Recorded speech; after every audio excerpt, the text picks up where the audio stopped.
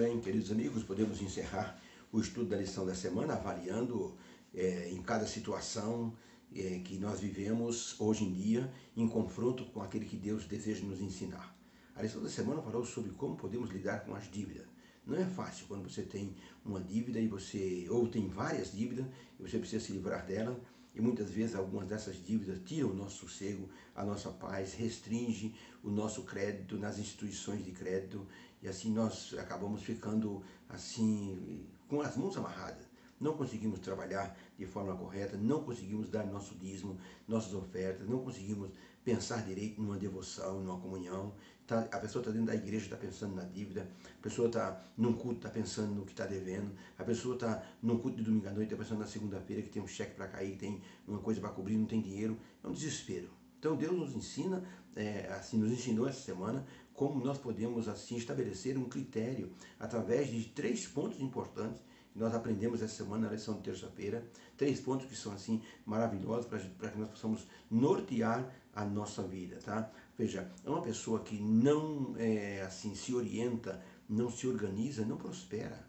E com isso acaba tendo dificuldades até espirituais. Por isso é importante nós assim colocarmos nossa vida financeira em dia. Não é fácil, mas Deus nos ajuda, Deus nos ajudará. Lembra da viúva que Eliseu foi procurado por essa viúva? Está em 2 Reis capítulo 4. Eliseu foi procurado por uma viúva que era esposa de um dos filhos dos profetas. E aquela mulher disse para Eliseu que estava com uma grande dívida, que o credor ia levar os 2 filhos como escravo. Então Eliseu disse: o que eu posso fazer por você? O que você tem em casa?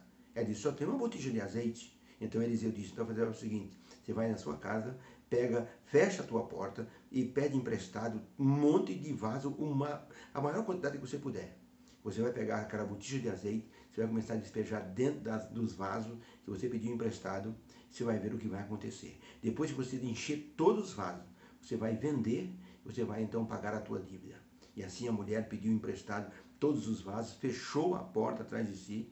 Eliseu disse: não deixa nenhum curioso ver o que você vai estar fazendo, porque Deus vai fazer um milagre na tua vida. E aquela mulher então se esforçou, pediu vasos emprestados, colocou o azeite que se multiplicou. Eliseu disse: agora vende. Ela vendeu tudo, fez o trabalho. Então Deus sempre pede que nós façamos alguma coisa. Temos que procurar a Deus. A mulher procurou o profeta do Senhor. E o profeta deu o roteiro. Você tem que fazer o que Deus vai mandar. Vai para a tua casa e comece a executar a obra do Senhor. Então quando Deus nos manda, através da lição da semana, Deus nos mandou. Você tem que fazer um planejamento para você começar a pagar as suas dívidas. Isso é importante. Os 3 pontos estudados na terça-feira são pontos importantes. Primeiro ponto, você tem que parar de fazer dívida. Não faça nenhuma dívida adicional. Segundo ponto, faça um plano com Deus. Terceiro ponto, fazer um plano com Deus Senhor, primeiro vai ser o Senhor. Tudo que eu ganhar, primeiro eu vou tirar o dízimo. E vou reservar a minha oferta. Um plano com Deus. Terceiro ponto dessa etapa de 3 pontos é a pessoa relacionar as dívidas da maior para a menor e começar a pagar, nem que for um pouquinho de cada dívida. Assim a pessoa vai se libertando aos poucos, é como se fosse uma corrente, vai eliminando os elos da corrente até chegar nas dívidas maiores e você vai perceber que Deus vai abençoar. Alexander Kent era um moço cheio de dívida quando ele aceitou Jesus Cristo no coração na cidade de São Francisco. Ele estava com a casa hipotecada, ou seja, pegou um empréstimo no banco, deu a casa de garantia. Ele estava com um monte de fornecedores que ele pensou em dar o calote em todo mundo, mas aceitou Jesus e disse: não posso fazer isso, não posso dar calote em todo mundo. E ele fez um plano com Deus: Senhor, primeiro o Senhor, eu vou ser fiel no dízimo e nas ofertas. E começou a ser fiel no dízimo. O que ele ganhava, ele tirava sempre os 10%. Ele reservava uma oferta para o Senhor. Não é que Deus abençoou Alexander Kent de uma forma impressionante? Ele conseguiu um contrato com uma empresa americana, ele fazia vidros de conserva. No começo era bem pequenininho, mas quando ele conseguiu esse contrato, ou seja, por causa da bênção divina, ele conseguiu esse contrato com uma empresa americana de fornecer quase 200 mil vidros por mês. Gente, isso tirou o homem do buraco. Ele começou a ver a bênção do Senhor na vida dele. Ele começou a pagar as dívidas dele, aumentou o dízimo dele, aumentou suas ofertas de forma gradativa, até que no ano de 1903 aconteceu um pavoroso incêndio em São Francisco. Os amigos ficaram preocupados, porque a fábrica de Alexander Kent estava na rota do fogo. Eles já imaginavam, coitado do Alexander, vai ter a fábrica queimada, vai voltar para a falência. Mas Deus se mostrou fiel com o seu servo. O fogo chegou até na beirada da cerca, lambeu, comeu a cerca inteira, mas não avançou para o prédio. Tudo em volta se queimou, mas a fábrica de Alexander Kent continuou intacta, sem nenhum tipo de coisa queimada. As pessoas ficaram impressionadas. Veio todo mundo saber o que é que tinha, por que aquela fábrica resistiu ao fogo. E Alexander contou, porque eu estou sendo fiel a Deus. Eu estou pagando minhas dívidas aos pouquinhos. Gente, naquele ano, veja, as vendas explodiram, porque ele acabou se tornando o único fornecedor de vidros de conserva de toda a América. Ele pagou todas as dívidas e manteve 50 missionários com os recursos da fábrica dele.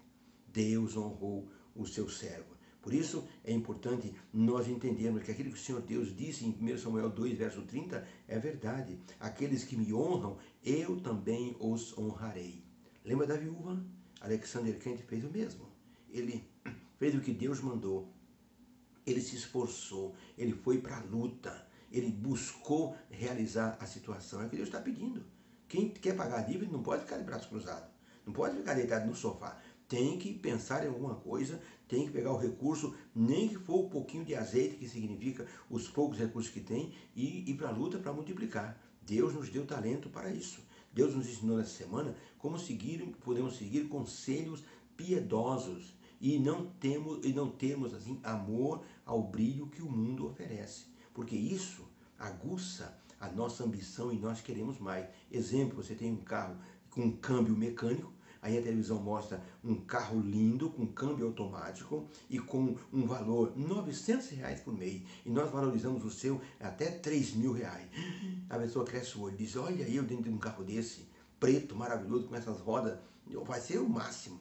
Então a pessoa vai, R$900 eu posso pagar. Só que ele não sabe que tem parcelas intermediárias. A cada 6 meses, R$5.000. Ele fala, R$900 por mês, 5.000 daqui a 6 meses eu consigo tirar de letra. E muitas vezes não consegue.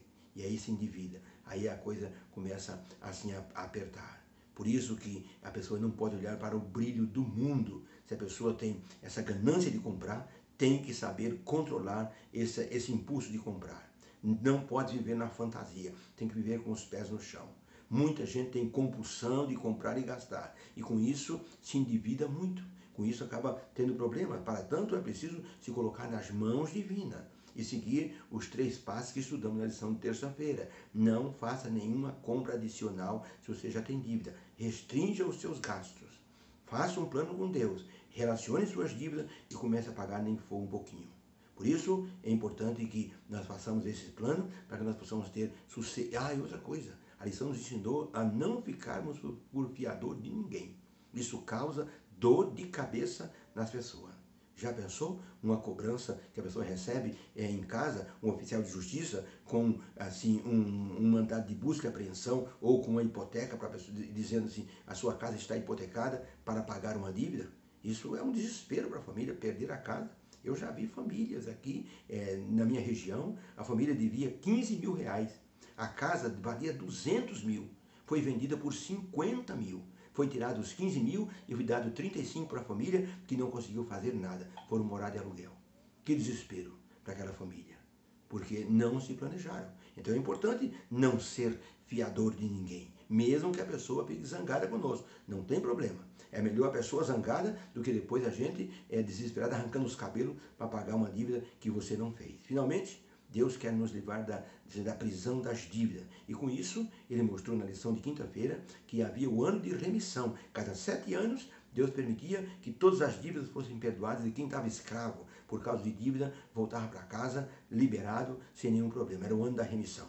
Deus então quer nos libertar hoje. Ele quer fazer a nossa remissão. Para isso, nós temos que lutar, temos que nos apegar nas suas mãos para que possamos então conscientemente sairmos das dívidas.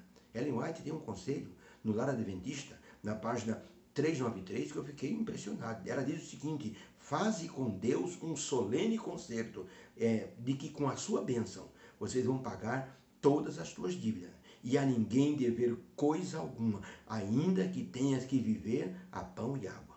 Percebeu? Eu vou ler de novo. Faze com Deus um concerto de que com a sua bênção vocês pagarão todas as suas dívidas e a ninguém vocês vão dever coisa alguma, ainda que você tenha que passar a pão e água. Lara Adventista, página 393.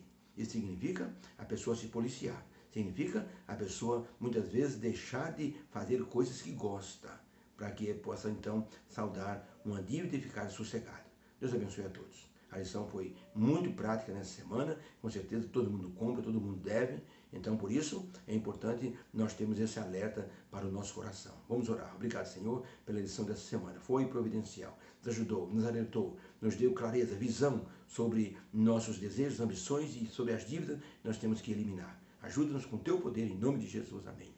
Beijo no coração. Feliz sexta-feira e um sábado abençoado. Deus seja louvado, porque você tem estudado conosco, tem aprendido e o Senhor, Deus tem nos ajudado através do Espírito Santo. Fique com Deus.